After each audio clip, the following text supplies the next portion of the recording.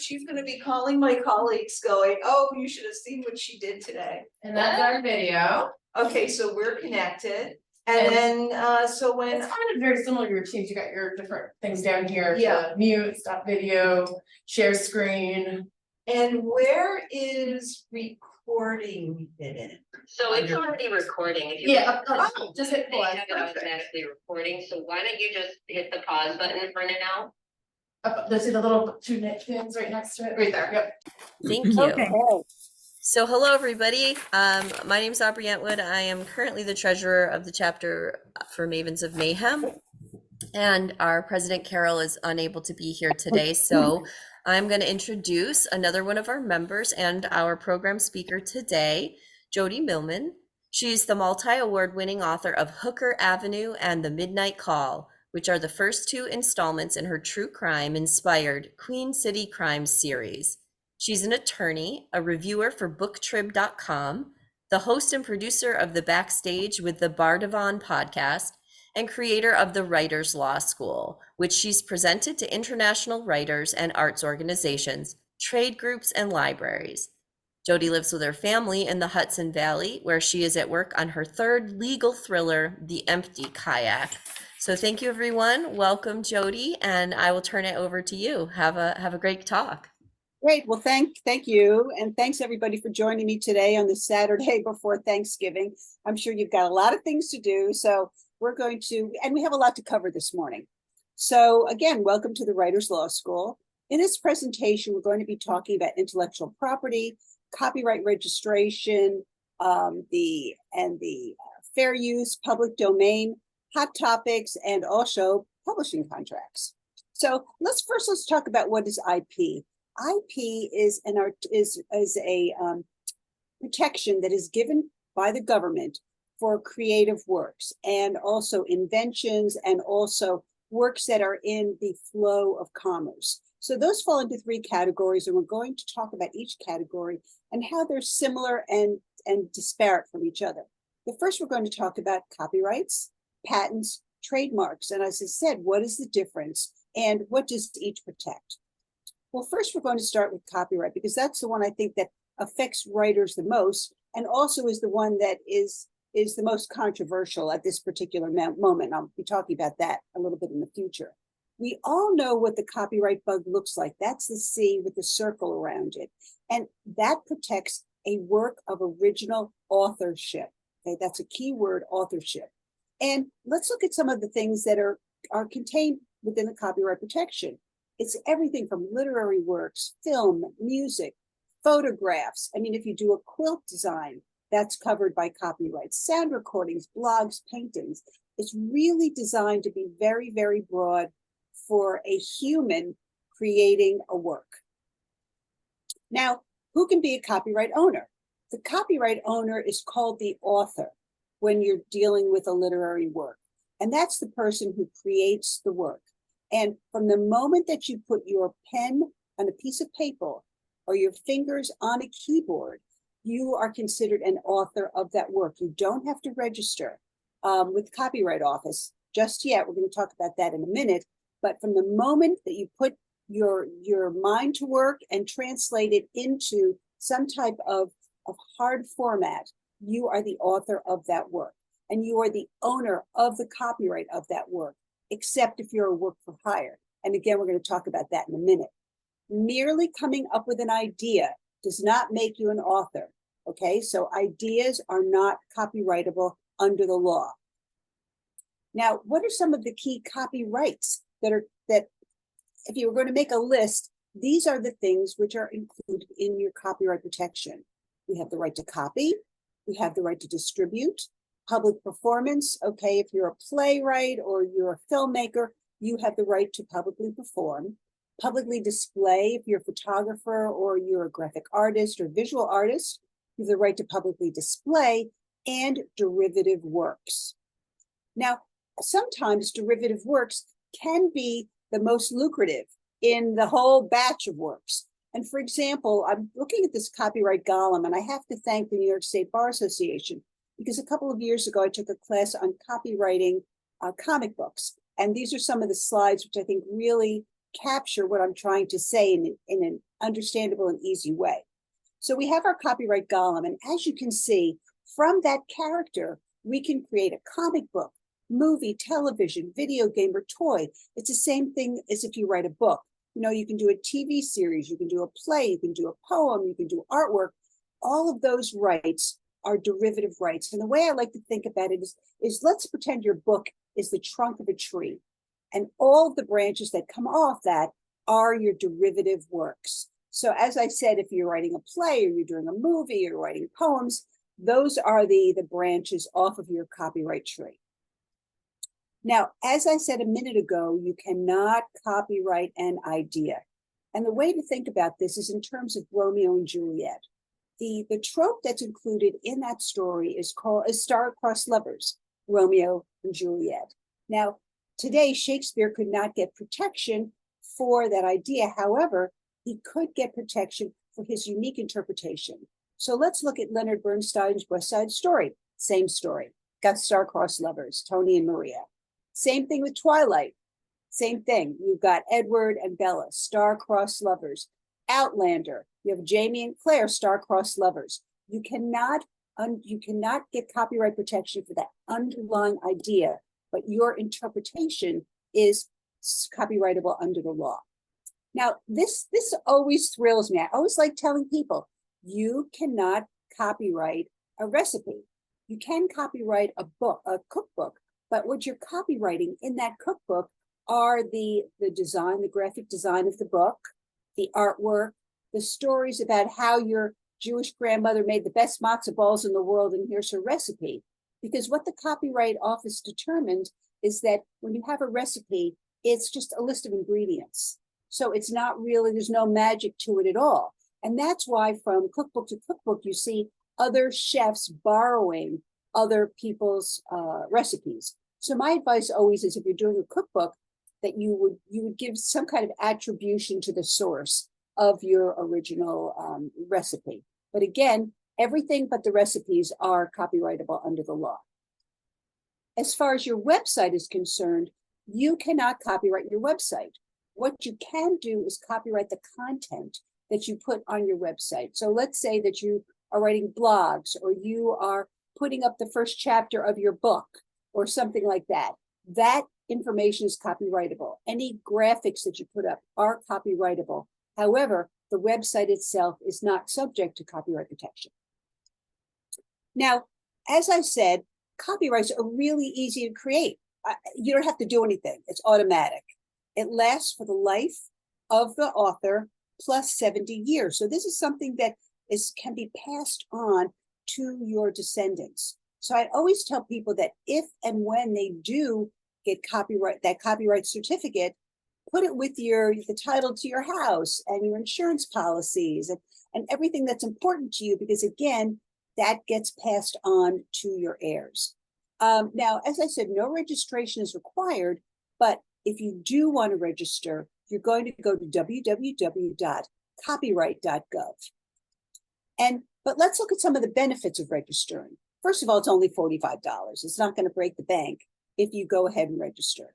Now, it puts the public on notice that you are owner of that copyright if you go ahead and get the registration. Because at the Copyright Office, they have a database of everyone who's applied for copyright protection. It's legal evidence of your ownership of that copyright and is automatically prima facie evidence of the validity of your copyright. So in the event there's an action for infringement, you've got a certificate that the judge doesn't even have to make any rulings on. It's evidence. Case done. Now, one thing you should know is that in order for you to bring an action for infringement, you must have registered your copyright. It also entitles you to a maximization of damages when you go ahead and register your copyright. Now, not everybody is J.K. Rowling, and if they sued, they would get millions and millions of dollars. And the Copyright Office was aware of this. So in the 2020, it was the COVID Act that we had in December of 2020. The Copyright Office inserted what's known as it's a small claims procedure called CASE into that, believe it or not, that COVID bill. So now, over the past couple of years, they've been developing what's known as a small claims procedure. So if your damages are under $15,000, you can go ahead and use this procedure. And the procedure, within 90 days, you get a determination because all of your information is submitted to a tribunal. And it is darn cheap. You don't have to get an attorney. You pay $40 when you file with the Copyright Office. They determine whether or not your claim is valid. They go ahead, they basically prosecute it for you, charge you another $60, and then they make a determination on your behalf. So for $100, you're all in, and you can get, hopefully you get reap rewards based upon any determination they make. If you went to court, it would cost you $500 just to get in the door of a federal court. Plus you have to hire an attorney, plus it takes, forever. The courts are clogged. So, I mean, the case is the best thing that could happen to infringement for people like us. And if you want any more information, you can go to ccb.gov. Now, as I said, where do you file for copyright? www.copyright.gov. You have the choice of either doing snail mail, sending it in. I always suggest that people do it online because it takes about 12 months for you to get that copyright certificate, which means that, you're going to be in limbo if you're doing snail mail. If you do it over the internet, you'll automatically get a receipt for your copyright application. And so that right there, is going to give you a little bit of set your mind at ease. As I said, it costs $45. And what the Copyright Office also realized was that there are a lot of people who are blogging or writing short stories that are less than 15,000 words or 17,000 words, and they're publishing them online within a 3-month period.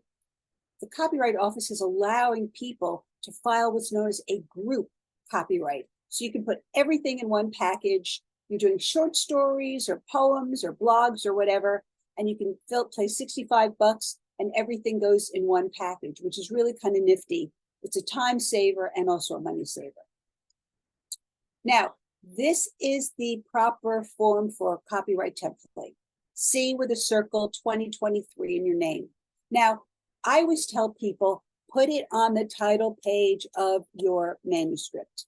And some agents will say, oh, no, don't do that. It looks unprofessional. As a lawyer, I think it puts everyone on notice that you know your rights and that you understand the copyright law. If you're sending it out to a submission for a magazine or an anthology, you're sending it out to agents, you're sending it to your publisher, make sure this is on the title page. C with a circle, the date, and your name. Now, we're going to shift a minute from the artistic realm to the commercial realm. And as you can see, we're going to talk for a minute about trademarks. Now, a trademark is a symbol or logo which represents a good in the flow of commerce. So if you look at my examples here, we have everything from Pop-Tarts, we have Levi's, we have IBM, we have Canon. Those are symbols that are in commerce that distinguish one type of good from another. So an example, you know that a Pop-Tart is different than, let's say, an Oreo cookie. It's also protected under a different act.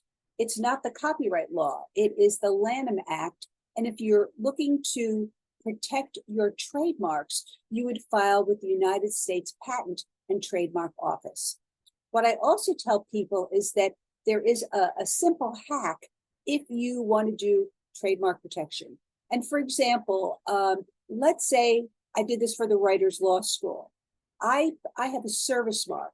A service mark means that I am presenting, it's not a good, but a service or in the flow of commerce. So for example, if you think about FedEx or Google or UPS, they don't sell products, they sell services. So for example, as I said, the Writers Law School represents a service. A simple hack for me was to apply through the New York State Department of State. I sent in $50.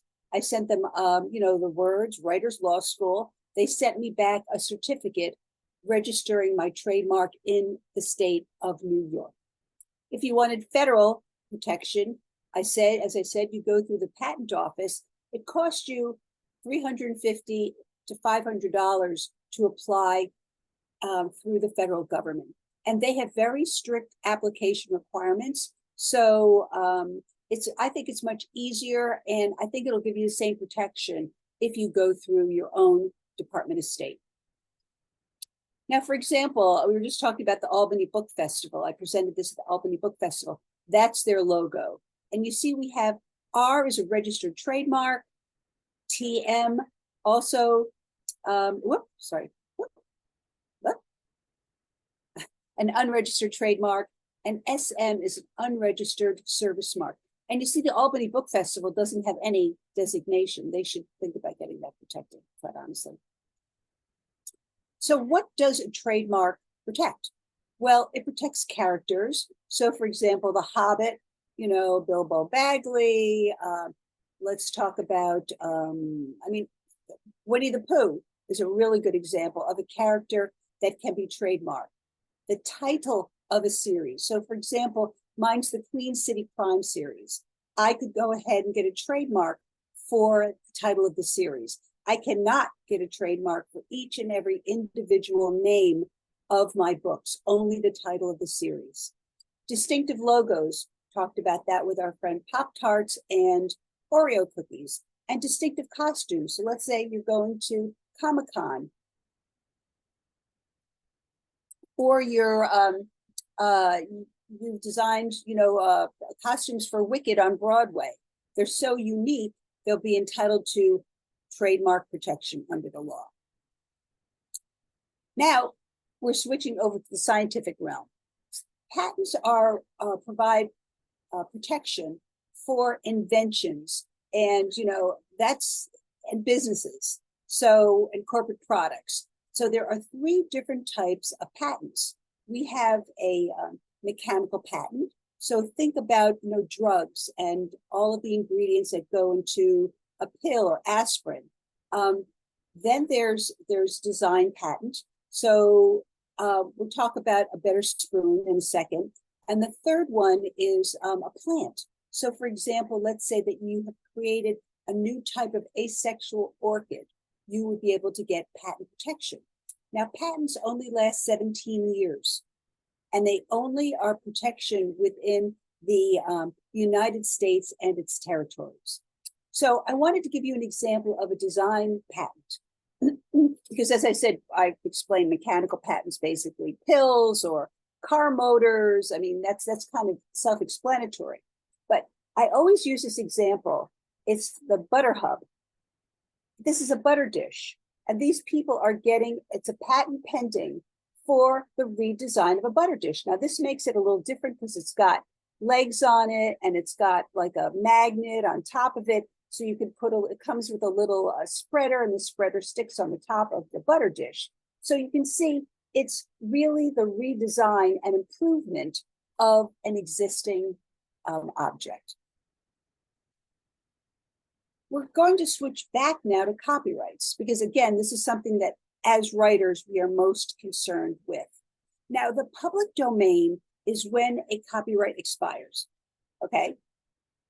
Copyright's over, there's no more, that's bye-bye land. Now, all works from 1927 to the beginning of time, they're in the public domain. And what that means is that you can use or borrow or copy or distribute any item or artistic work that has a copyright that's expired. You don't have to get permission from the copyright owner. You don't have to pay any royalties. Now, every year there's a class of books books and music and art that go into the public domain. And here's a list of some of the class of 2023. We had Virginia Woolf's To the Lighthouse entering the public domain. William Faulkner's Mosquitoes, Agatha Christie, The Big Four. So what this means is if you wanted to reproduce any of these books, you wanted to, new typeset them, put a new cover on them, put them up on Amazon and charge money, you could do it. Now, what's really interesting and I mentioned Winnie the Pooh a second ago, is that copyright law and trademark law are really butting heads when it comes to trademarks. Now, in 2021, the third largest gross franchise in the world was Winnie the Pooh. Now, that's part of that was thanks to Disney and their, putting it on pajamas and making t-shirts and backpacks. Now, Disney only has protection for anything that's called a derivative work. Remember, we talked about that a minute ago. That means that it's stuff that's new. It's not part of the original work that A.A. Millman created. So we have characters, Winnie the Pooh, we have Tigger, Christopher Robin, all of those are in the public domain, which means if you wanted to do a brand new series based on those characters, you could go ahead and do it, with the exception that you can't step on Disney's toes because Disney is very litigious and they were going to protect their trademark. And part of the reason they're so litigious is that one of their biggest properties is coming up for grabs in 2027. And that's Steamboat Willie, who's the great-great-grandfather of Mickey Mouse. So once Steamboat Willie goes into public domain, all hell is going to break loose as far as Disney is concerned. So they're taking steps now to show everybody that they're going to sue if you go ahead and infringe their trademark. So like I said, if you're interested in doing any derivative works or any original works based upon Pooh and those characters, just make sure that they don't have the same plot lines. They don't bear any similarities at all to Disney. Now, here's a great example. Coming to a theater near you, Winnie the Pooh, they turned it into a slasher movie. So you can see once it goes into the public domain, you can really do anything with this property. The flip side of the public domain is what's known as fair use. That means that you have a property which is covered by copyrights and you want to use portions of it. Now, there's a fine line that is actually, it's more like a wavy line that is drawn between your ability to use other people's property and incorporate it into your own and not being able to use it. Now, you can generally use it if it's for educational and nonprofit purposes, for criticism or parody. And that is the first element that a court will look at to determine whether you have violated fair use.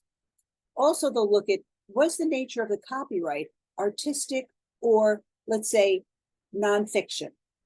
The courts are more willing to give leeway when it deals with something that's not creative and it's factual, as opposed to a creative work.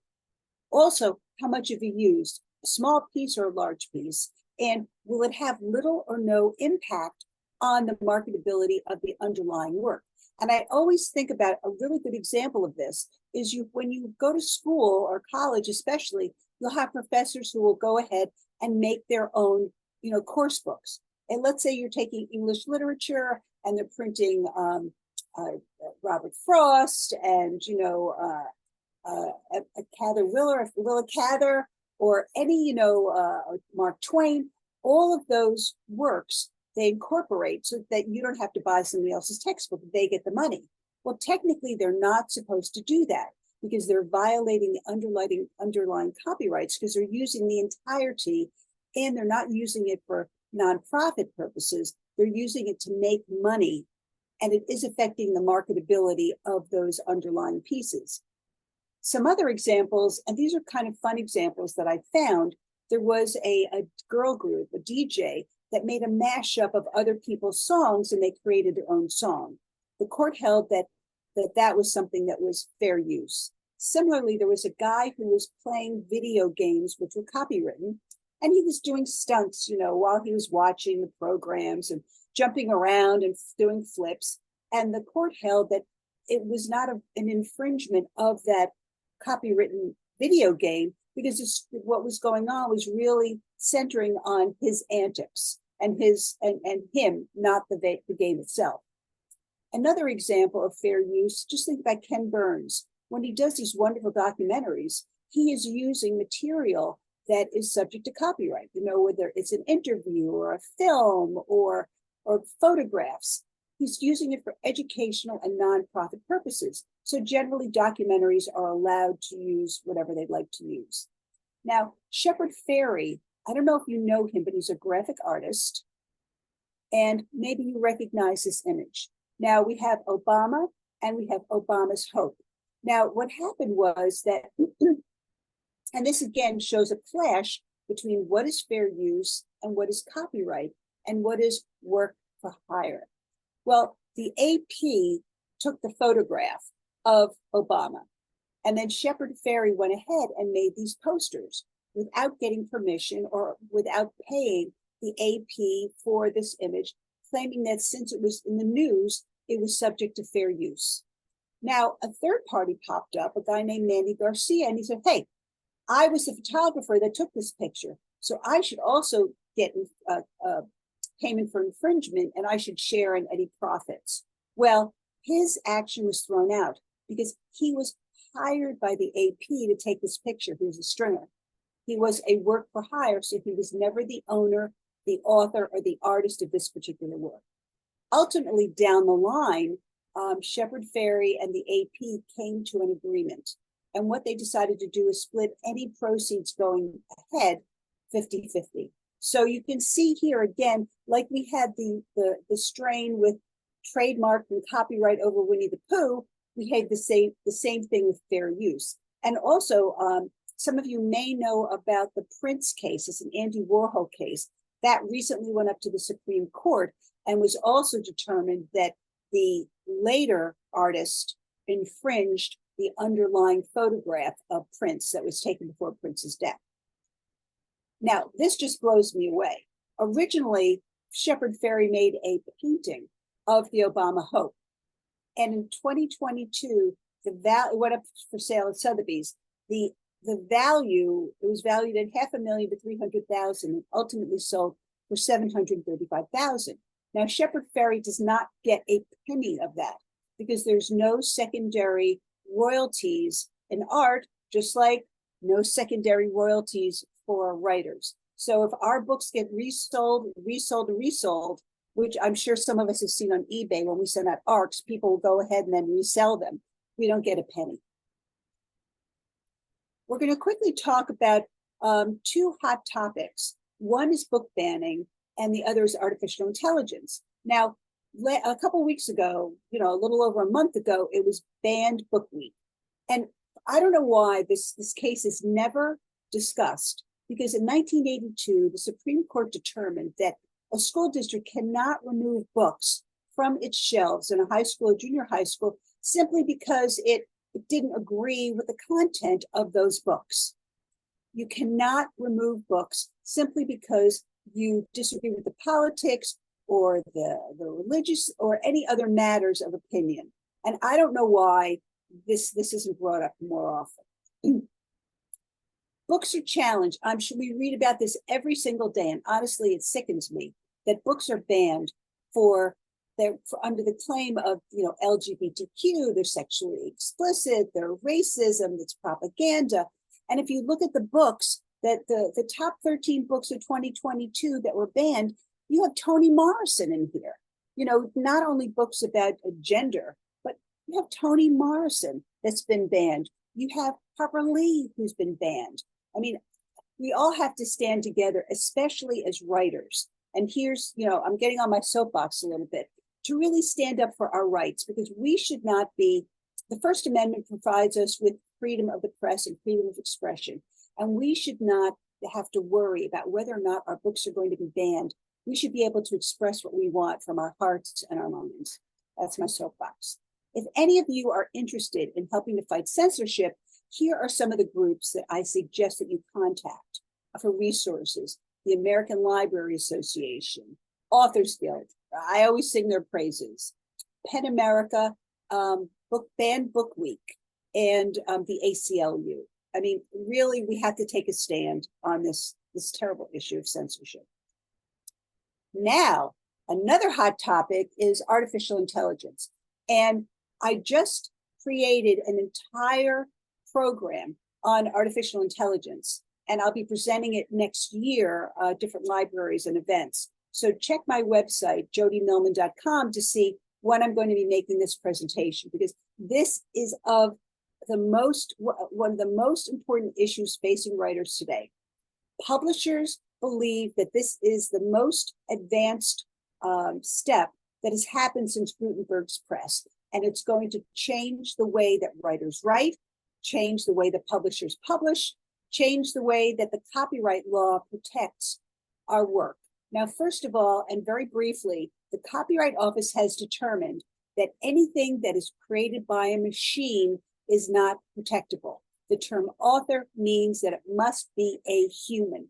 However, they are considering regulations, and they just had input on this as to what type of protections should be granted to works that include artificial intelligence. So, for example, if something is not generated by artificial intelligence, but it has been artificially intelligence assisted.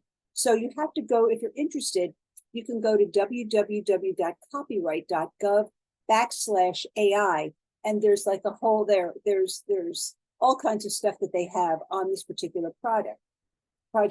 Now, just briefly, there are two types of potential infringement by artificial intelligence. The first is what is known as harvesting.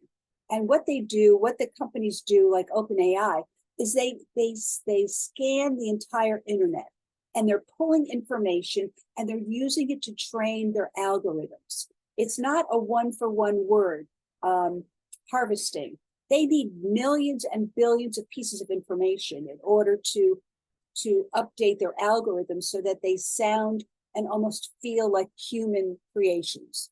Sometimes they get these from illegal sources. And right now, Sarah Silverman is suing OpenAI and also the Authors Guild, along with Mickey Connolly, George R.R. Martin, Jode and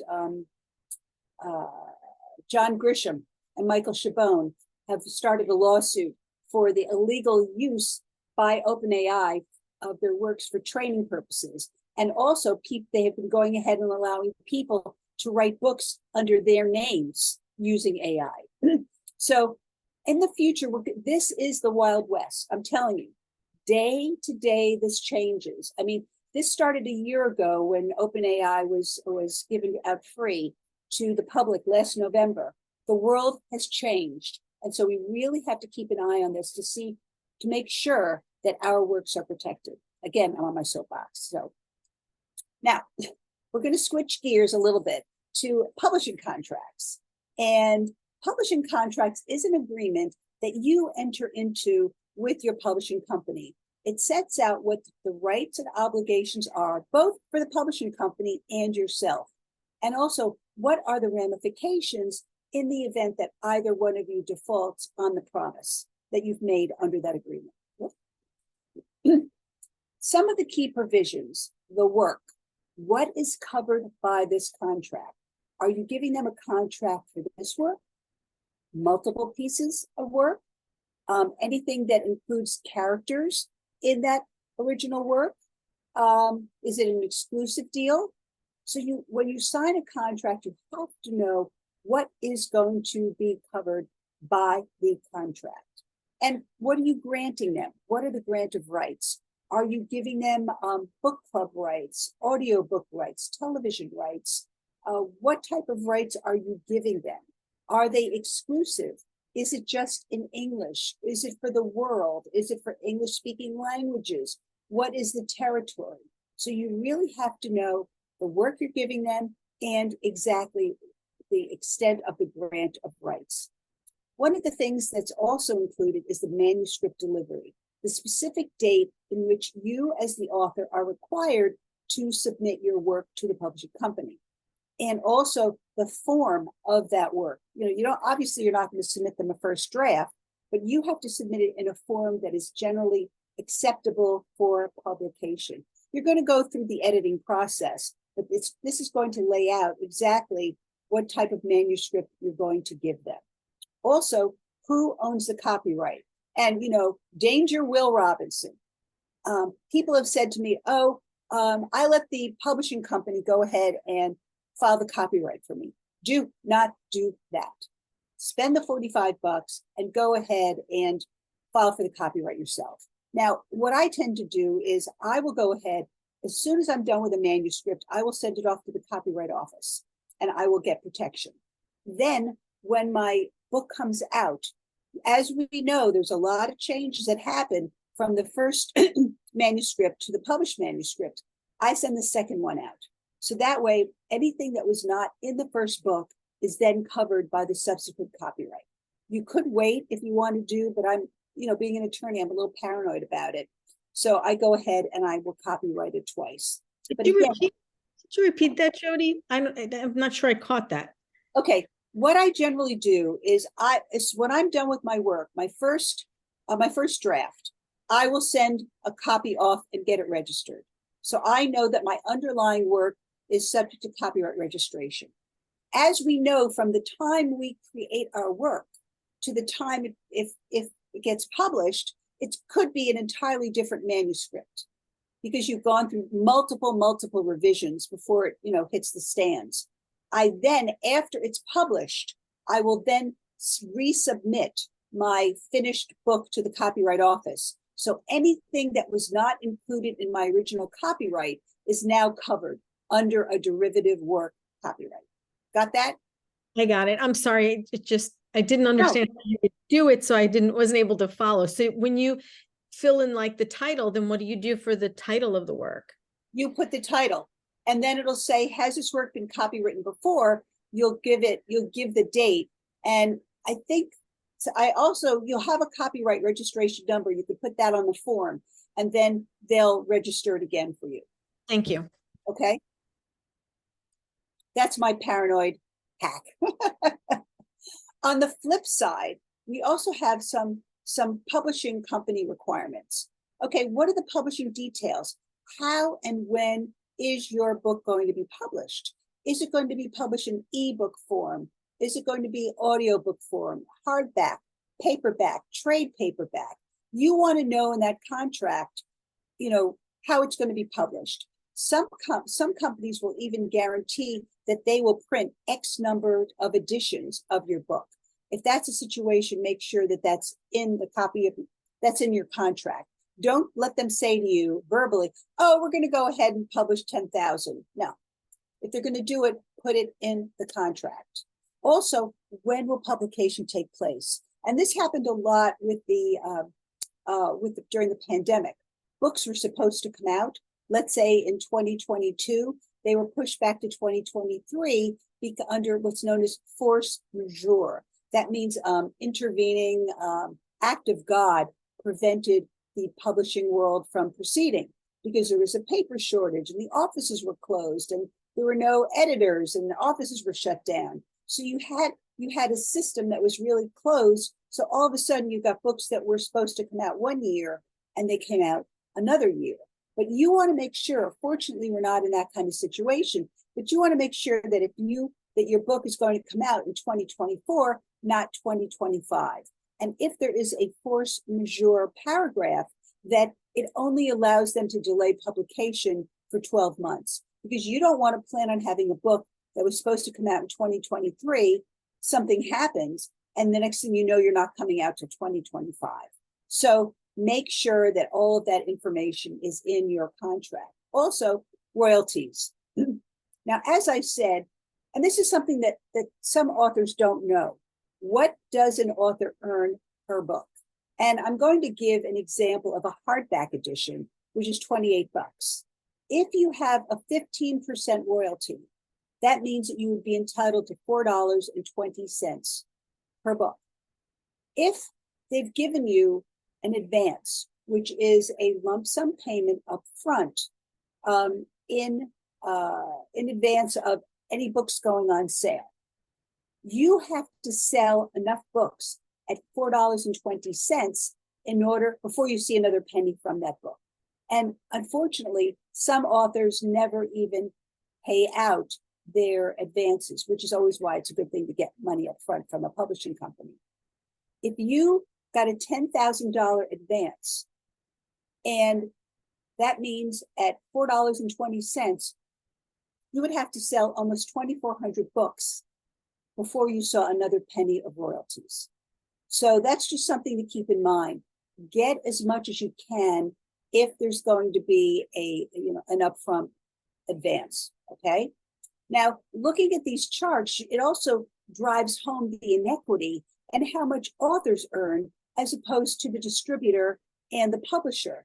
As you can see, we get $4.20. The publisher gets $14. The rest goes to the distributor.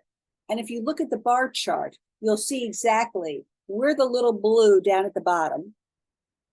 The production costs are the red. The distributor gets the chunk. So that's Amazon, or that is a Spark, Ingram Spark. They get the most. And then the publisher gets that little green section up top. But in any equation, we as the authors don't get enough money, as you know.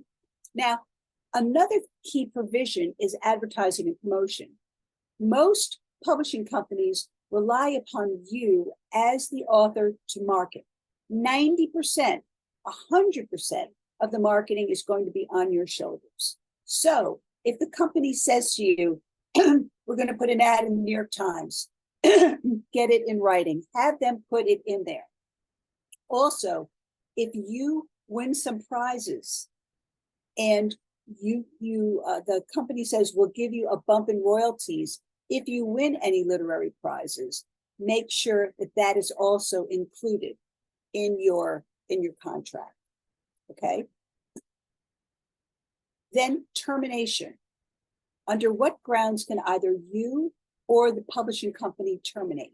Well, first of all, if the publisher doesn't publish in a timely fashion, then, or under the contract, the dates that we put in the contract, or any extensions, you should be entitled to get your book back. Also, most contracts have a 5-year term. Make sure that that's a reasonable term. Don't let it be 10 years. Don't let it be 25 years. 5 years is a reasonable amount of time within which to get your books back. Also, what can they do if you don't deliver a publishable manuscript? That's grounds for them terminating the contract. Another reason to terminate the contract with your company, if the company goes bankrupt, if they go into receivership, if they are sold to another company. So there are all of these different variables which should be in there that allow you to move on to someone else. Some other key terms are the right to revise your manuscript. You want to make sure that when you submit a book and it's about Jim and Joni, that it's not edited by the company, and next thing you know, it's about Tom and Susan. You want the right to revise that manuscript. You want the right to approve the cover, the title, and the interior design of the book, okay? Often companies won't give you the right to approve the cover. They'll give you a selection of choices for your cover, but if you can get the right to approve the cover, that is a big win for you. The right to audit their books. That means that they're going to pay you royalties on a quarterly basis. If you don't understand or disagree with what you should be getting or what you think you should be getting, you should have the right to go in with your own account and audit their books to make sure that you're getting your proper royalties. Also, the right over, as I said, the control over editorial changes. For example, let's say that you get a PDF of what the book is going to look like before it goes to press. You want to have the right to go through that PDF before it gets out there and make any changes to make sure that there's no typos, that everything is spelled properly, that it's just ready to go to press. Also, and this is very important, out of print, because that's another way that contracts are terminated when a book goes out of print. However, today with ebooks, books never go out of print.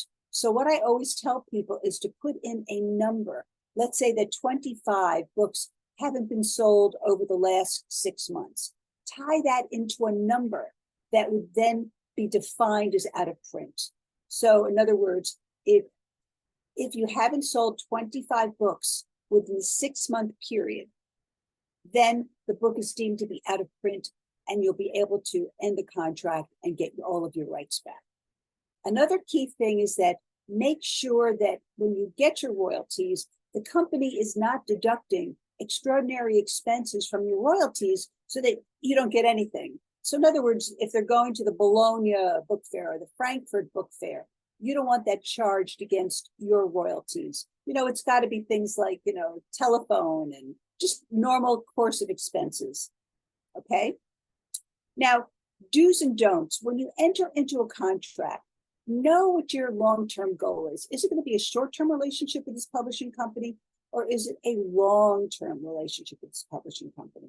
Read the entire agreement. I know it's going to sound like gibberish, but you're going to read it and you are going to understand what is going on. And that makes you a more educated person when you're either dealing directly with the company or you hire an attorney who will then, or you have an agent who will negotiate on your behalf.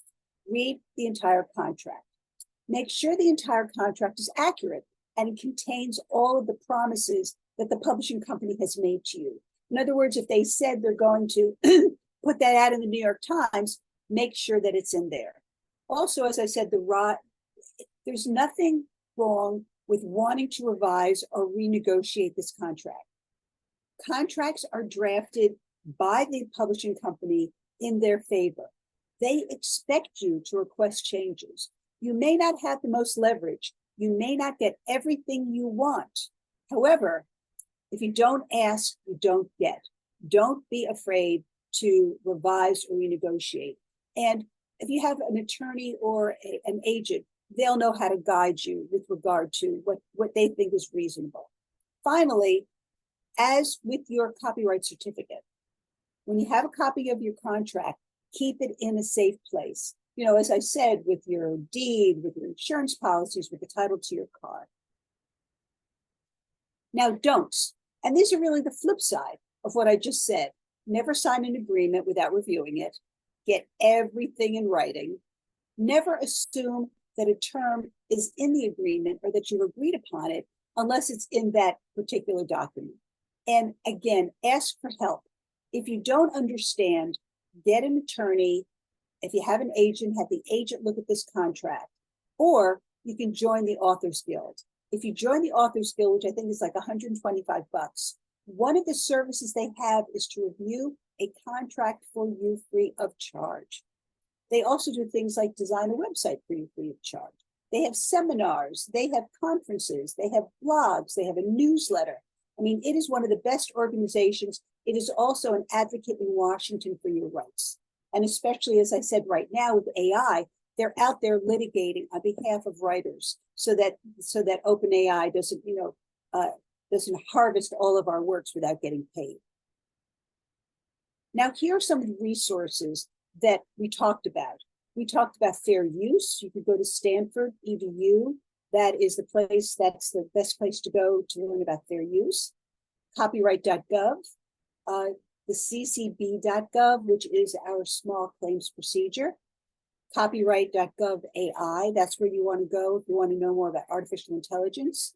If you're interested in seeing what's in the public domain, you can go to duke.edu. They have a complete list and again, a database of everything that's in the public domain. If you're worried about banned books or censorship, as I am, Authors Guild, pen.org, ALA, Banned Book Week. And again, if you don't know where to go for an attorney, you can go to Volunteer Lawyers for the Arts. We're all in New York, VLANY.gov, and often they will represent you free of charge. If not, they'll push you in the right direction. And I've written blogs on some of these topics on my website. So if you go to www.jodemillman.com, you'll find more insightful and extensive information on my website. Now, I have a handout. It's not the slides, but I have a handout of resources. If you're interested in getting that, you can email me at jodesusanmillman@gmail.com or go to my website in the contact section and drop me a note and I'll be happy to send it to you. So again, I know when I was introduced, it sounded like the Empty Kayak was coming out, but that came out in May. If you can follow me on Goodreads, Instagram, and Facebook. And being a lawyer, I have to give a disclaimer. The information that I've given you today has been designed basically for educational purposes and not really designed to constitute any type of legal advice. So I'm going to escape. Okay, I'm going to turn off my PowerPoint. I'm going to stop sharing. And there we are. So if you guys have any questions. Wow, that was great. Thank you.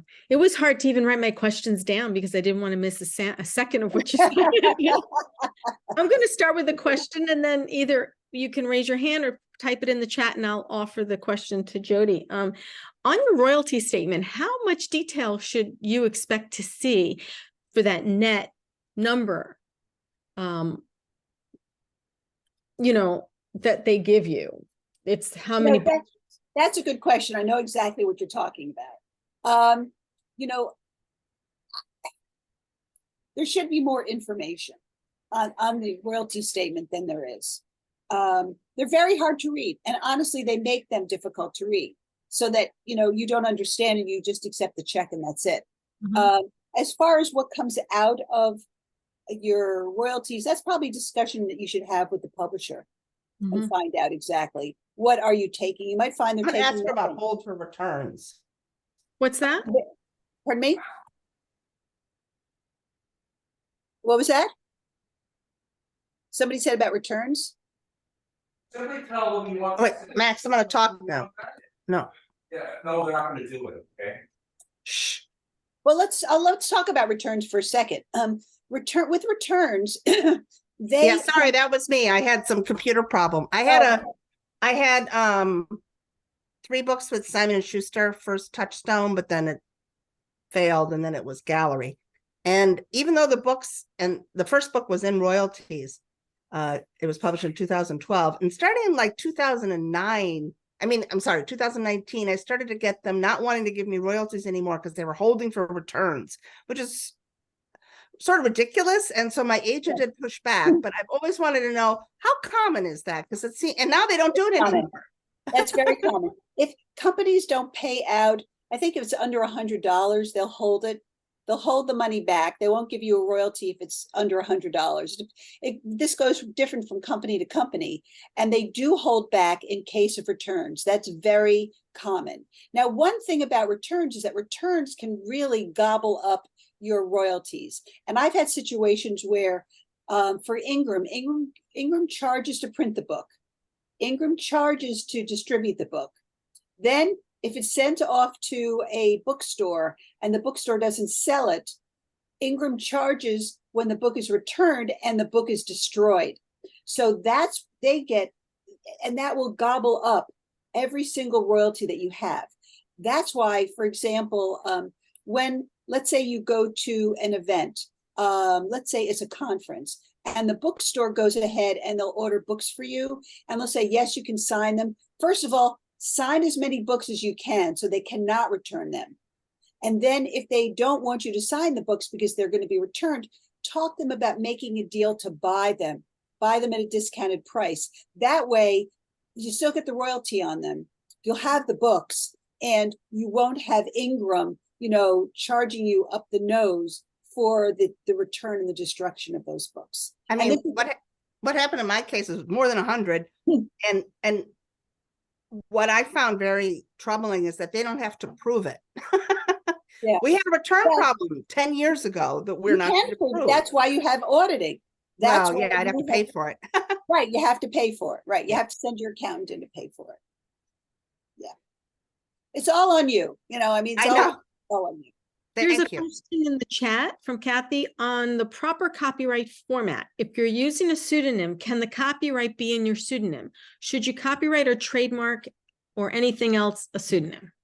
Yes. Okay. What you should do for a pseudonym is do a certificate of doing business. And that's really simple. I think the forms are probably online. If you type New York certificate of doing business, you fill it out, and then you file that with the county clerk's office. So it's you, let's say Kathy Smith, doing business as Kathy Romance or whatever. So then when you file the your certificate with the Copyright Office, they ask you for your pen name or pseudonym.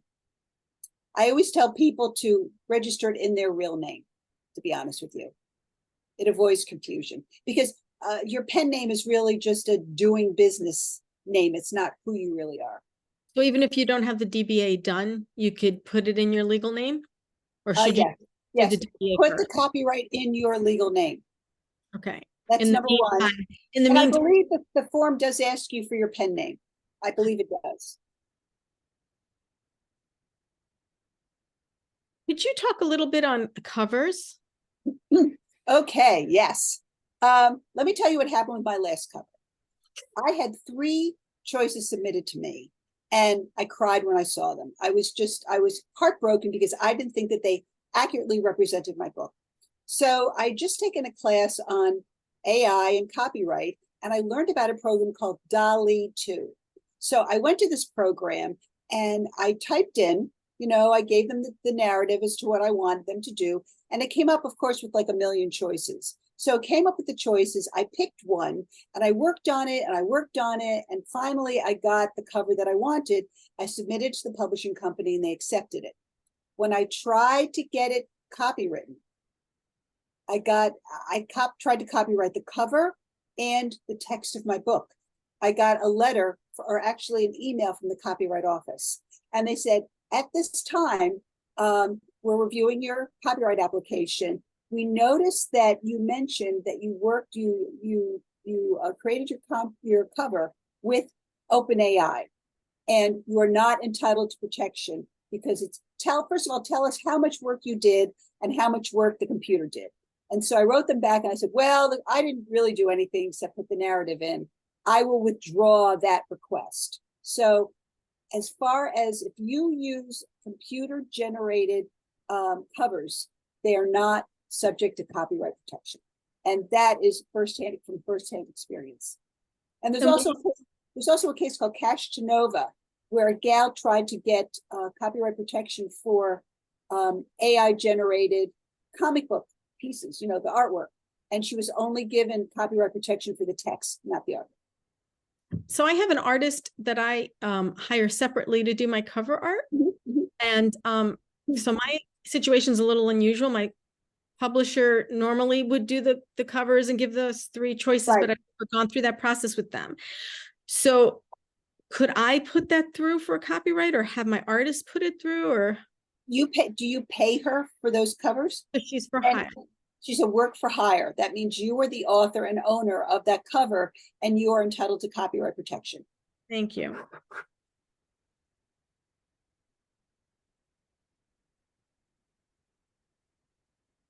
Any other questions? I have questions, people, but you must have questions. There was so much good stuff here. I'll just keep asking mine until someone raises a hand or, in the small claims copyright, the case, did you say that was for cases under 15,000? I wasn't sure I caught that. That was infringement cases where the infringement value is under 15,000, which is most of us. So yes, that would what you do. You fill out the forms at ccb.gov, pay your $40 and submit whatever documents and information that you want to give them. They analyze it and determine whether or not they think you have a case. If they believe you have a case, it's a copyright tribunal. They'll say, okay, pay your $60 and we'll go ahead and you do that. And they do all the work for you. So I have a question. I know an artist who has his work being used by someone he thought he was doing a business deal with, and they used it to put it on things, and they've been selling those items and they've made quite a lot of money. So it's probably more than 15,000. Is he still entitled to use this case program, copyright claim, even if he could just claim $15,000 worth of loss, even though maybe it's really 50,000, let's just say? Well, it sounds like to do anything, he's going to need a forensic accountant to determine what the value is. His case, I think, is a little bit more complicated. Yeah. I think this is really for much more straightforward. And again, much more straightforward. Right. Well, you were talking about termination. Yes. So you said to make sure that your contract has a reasonable term, right? And you said like 5 years is pretty standard, right? I just want to clarify that it was the Yeah. 5 years that you said. And then you said at the end of those 5 years, when you get your rights back, this has always kind of been a vague question in my mind anyway. So that means once that 5 years is from the publication of your last book that's in your contract? As I understand it, depending upon the contract, it should be 5 years from the publication of each different book. So Okay. it's not the last book. So if you did one book in 2022, that would be 5 years from then. One book in 2023, 5 years from the publication date of each work. Make sure that it's written that way so you're not stuck. Right. I think that is how mine is written. And then once you have all of those rights, now you can do something else with these books. You can go Correct. elsewhere. Correct. You get them back. Yes. Right. Yes. It used to be, when they used to actually print books, that you used to be able to ask for the plates back or ask for the computer and digital work back. Now everything is print. Most is print on demand. So it's a little different.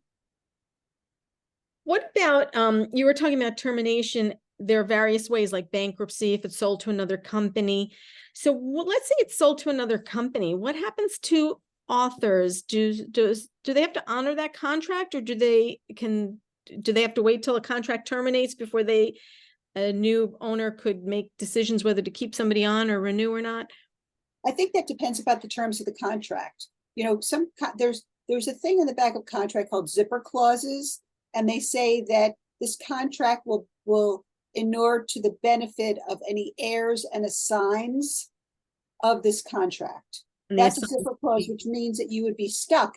However, if in the termination provision, you put that it would terminate upon the sale to another company, that would supersede. And you would be able to go somewhere else.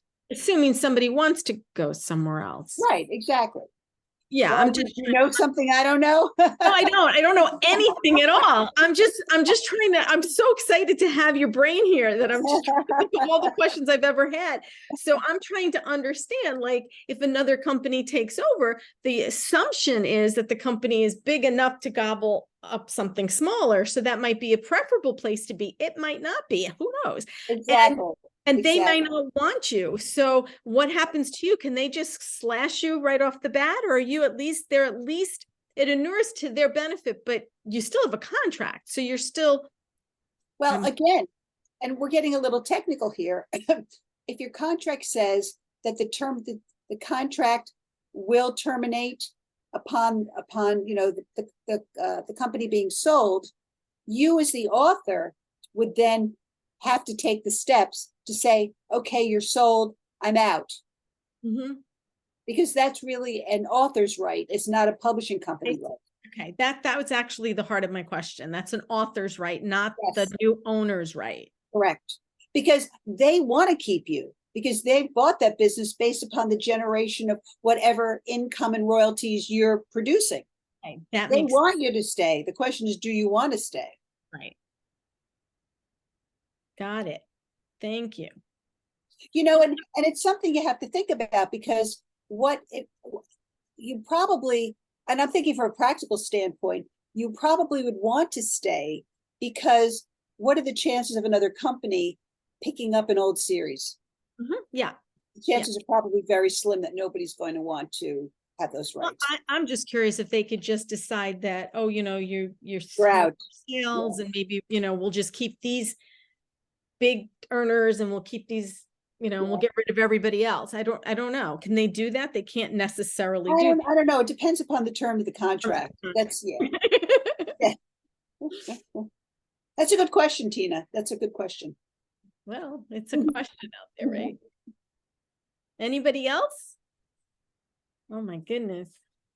Well, it's if you think of any questions, you can shoot me an email. Again, if you have, like I said, on my website, I've got, more in-depth discussions of some of these things and other topics as well. I'm here, you know, I'm a member of the, of the Maven. Wonderful that So you're you know how a to get in member, touch with so- me. Yeah, we don't feel so much like we're intruding because you're a member. We're really grateful. This is phenomenal information. I think that some of it we understand.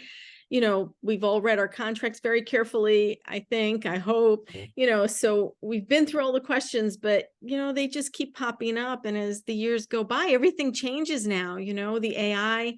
I just went to a crime bake. They had a phenomenal panel on AI, and it was so informative that when they gave us the survey, I wrote back and said, please, they have to have that panel every year, because every year it will be different.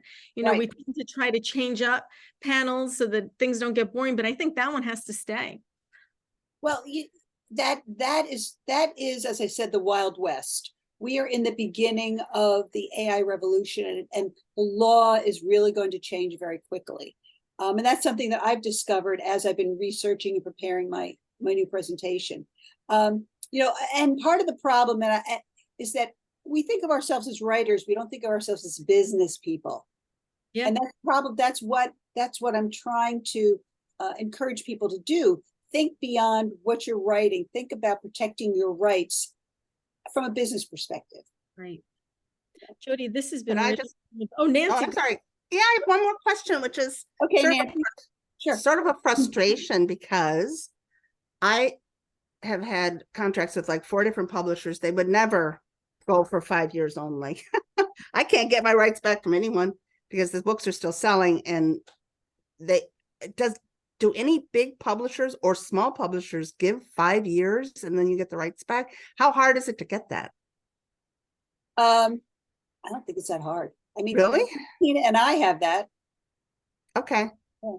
I would think that most publishers would think, oh my God, if this book is going well, there's no way I'm going to let go of it in 5 years and not have money. Because that's the thing. They don't want to leave money on the table. I think that's more so with a nonfiction book, because nonfiction books, I think, have longer legs than fiction books do. Do you know what I mean? And ebooks, that's the thing, is my ebooks, some of them just keep going. But yeah, the paperback and hardcover go away. If you're getting paid, you know, and they're still publishing it, I mean, you're fortunate. You're very fortunate. It's just, it would be nice to get the rights back. Yeah, but then what are you going to do with them? Once you get them, what are you going to do? Are you going, you know, are you going to be able to sell them to another company, or are you going to do it yourself? Do it myself, but probably not. Right. I mean, and It's a lot of work. I was just going to say, that's a whole different can of worms to be a self-published author.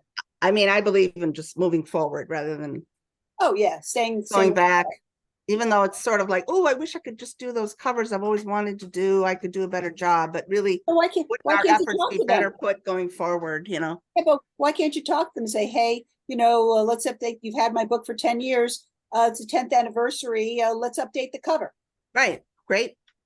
Yes, exactly. You know, Thank you. rebrand it. Yeah. I mean, they did that with Harper Lee's, you know, I mean, they do that all the time. And if you went to a new company, they would give you a new cover anyway. You wouldn't have the old cover, because my original book was, my first book was published by one company. And then when I moved to my second company and they republished it, brand new cover. So there you go. Wonderful. It's a good problem, it sounds like, Nancy. Yeah, it sounds like a very good problem to have. Books that Well, sell. probably I'm just, you know, this is all in my mind, you know, this huge, you know, empire that I'll build, you know. Well, thank you for having me. I hope everybody has a great Thanksgiving. Thank you. You too, Jody. This was phenomenal. Thank you. Thank you. So informative. Wow. All right, everyone. We'll see you, I don't know, next month, did we say? Yep. We have a meeting? Okay, that's right. We do. We have the panel. All right.